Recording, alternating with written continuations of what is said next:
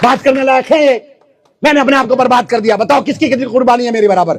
बताओ असदुद्दीन ओवैसी की क्या कुर्बानी है? अस्सलामु अलैकुम दोस्तों, आज के इस वीडियो में हम आपको दो तीन अहम खबरों से आगाह करते हैं जो इस वक्त जेर बहस है। पहले खबर का ताल्लुक वफ़ तरमीमी बिल से है। पार्लियामेंट की मुश्तरका कमेटी JPC की मीटिंग के दौरान अहम वाक़या पेश आया। वफ़ तरमीमी बिल बहस के दौरान TMC के रुकन कल्याण बनर्जी और BJP के रुकन पार्लियामेंट निशिकांत दुबे के दरमियान लफ्ज़ी जंग हुई। इस तनाज़े के नतीजे में कमेटी के 10 अपोजिशन अरकान को एक दिन के लिए मुअत्तल कर दिया गया। रिपोर्ट के मुताबिक इजलास में हंगामा उस वक्त हुआ जब कल्याण बनर्जी ने इजलास को इतनी जल्दी बुलाने पर सवाल उठाया, जिस पर निशिकांत दुबे ने सख्त एतराज किया और दोनों रहनुमाओं के दरमियान शदीद टकराव शुरू हो गया। इजलास के बाद मीडिया से बात करते हुए जनाब असदुद्दीन ओवैसी साहब ने क्या कुछ बातें कही है, हम आपको जनाब असदुद्दीन ओवैसी साहब की जुबानी सुनवाते हैं।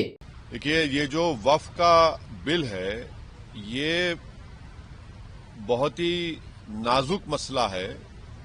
जल्दबाजी में अगर सरकार ये चाहती है कि बुलडोज करके जॉइंट वर्किंग कमेटी से इसको पार्लियामेंट को लाया जाए तो इसके बहुत बुरे नतीजे निकलेंगे, कानूनी तौर पर भी और एक कम्युनिटी पर इसका बहुत बुरा असर पड़ने वाला है। क्योंकि इसमें जो अमेंडमेंट्स प्रपोज किए जा रहे हैं वो वक्फ प्रॉपर्टीज को बचाने के लिए नहीं किए जा रहे हैं, वो वक्फ प्रॉपर्टीज को बर्बाद करने के लिए किए जा रहे हैं। और जैसा कि हमारे अभी फाजिल दोस्त नासिर साहब ने कहा है कि लैंड तो स्टेट लिस्ट में है, लैंड का जो मसला है वो तो स्टेट के तहत होगा, तो इसलिए इस पर जल्दबाजी में इतनी तेजी से जो बीजेपी इस बिल को JWC से खत्म करा के पार्लियामेंट लाना चाह रही है, ये हमको समझ में नहीं आ रहा है। जबकि पार्लियामेंट में रेजोल्यूशन पास होकर मोशन पास हुआ जिसमें पार्लियामेंट ने इस बात की मंजूरी दी कि बजट सेशन के आखिरी दिन तक इस कमेटी को ये मैंडेट मिला कि अपनी रिपोर्ट दे सकें। 31 तारीख से पार्लियामेंट शुरू हो रहा है और इस कमेटी के रिपोर्ट को फाइनलाइज करने का हैफेजर्ड तरीके से प्रोसेस शुरू हो गया। आप अंदाजा लगाइए कि हम लोग कोलकाता एयरपोर्ट पर बैठे हुए हैं लखनऊ जाने के लिए और वहां पर हमारे को ये मैसेज आया था कि आपको जो क्लॉज बाय क्लॉज अमेंडमेंट्स देना है आपको सिर्फ 48 घंटे दिए जा रहे हैं। आप सोचिए कि अगर किसी लॉयर के पास भी हम चले जाएं, प्रैक्टिसिंग लॉयर के पास, उससे कहें कि 48 आवर्स में आप तैयार करो, कौन तैयार करेगा? ये जानते नहीं हमको कितनी मुश्किलात से हमको विद इन 48 लखनऊ गए। लखनऊ में भी हमने एयरपोर्ट पर कहा, चेयरमैन से लखनऊ पे कहा कि सर 2 दिन में नहीं हो पाएगा, इस टाइम को बढ़ाया जाए, नहीं बढ़ाया गया। फिर हम लोग किसी भी तरीके से अपने अपने अमेंडमेंट्स भिजाए सेक्रेटेरिएट को, कमेटी के, और फिर एजेंडा आया कि 24 और 25 को क्लॉज बाय क्लॉज अमेंडमेंट होगा। कल रात में 11 बजे एजेंडा चेंज हो गया, मीटिंग कैंसिल हो गई। अभी आप फिर 27 को मीटिंग रख रहे हैं। तो ये समझ में नहीं आ रहा कि आखिर ऐसी क्या जल्दबाजी, ऐसा क्या आसमान गिरने वाला है। ये बहुत ही नाजुक कानून है, नाजुक बिल है, इसके प्रोविजंस के असरात बहुत फार रीचिंग होने वाले हैं ऑन द वक्फ प्रॉपर्टीज।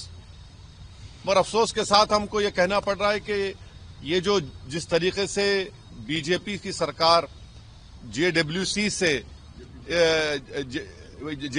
से इस बिल को खत्म कराकर पार्लियामेंट आना चाह रही है, ये प्रोसेस ठीक नहीं है, गलत है।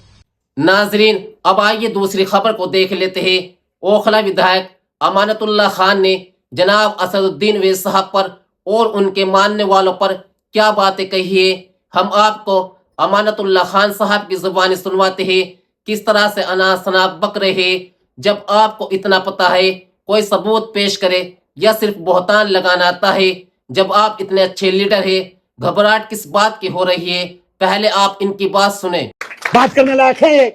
मैंने अपने आप को बर्बाद कर दिया। बताओ किसकी कितनी कुर्बानी है मेरी बराबर? बताओ असदुद्दीन ओवैसी की क्या कुर्बानी है?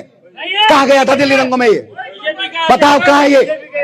आपकी सीट को भाजपा को पहुंचाने वाला आपका हमदर्द होगा आपके नेता को, जिसको पूरा हिंदुस्तान जानता हो, उसे हराने के लिए यहाँ आ गया। ये आपका हमदर्द है? ये हमदर्द है?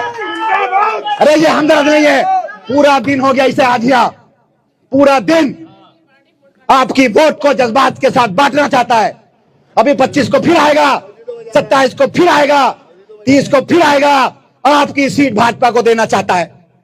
आपकी सीट भाजपा को। मुझे यह उम्मीद थी कि मैंने आवाज उठाई है, मैंने आपकी लड़ाई लड़ाई है, मेरे सामने ये नहीं लड़ाएगा।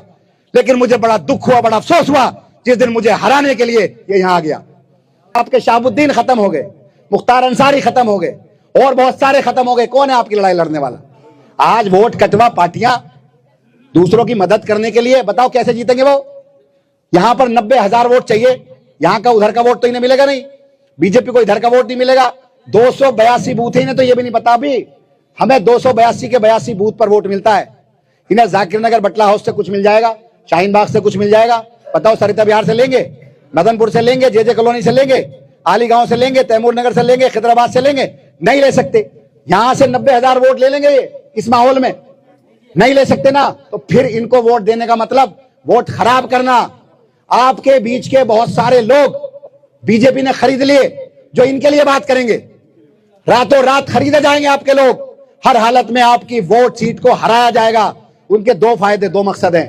एक तो अमानतुल्लाह जो मुसलमानों की आवाज है, इसको खत्म करो, और एक इस सीट को जो शाहीन बाग, बटला हाउस, जाकिर नगर, जोगाबाई है, वहां भेज दो। आप सोचो अगर भाजपा जीत गई तो ये 4 मंजिला इमारत रहेगी। आज पानी की शिकायत मुझसे कर रहे हो, मैं दूर कर दूंगा। ये करने आएंगे, झाड़ू लगाने आएंगे, आपकी सीवर साफ करने आएंगे, सड़कें बनाने आएंगे। भाई साहब अगर 1 साल सड़क टूटी रही, 2 साल टूटी रही, 5 साल टूटी रही, टूटी रहेगी, ये नहीं आएंगे।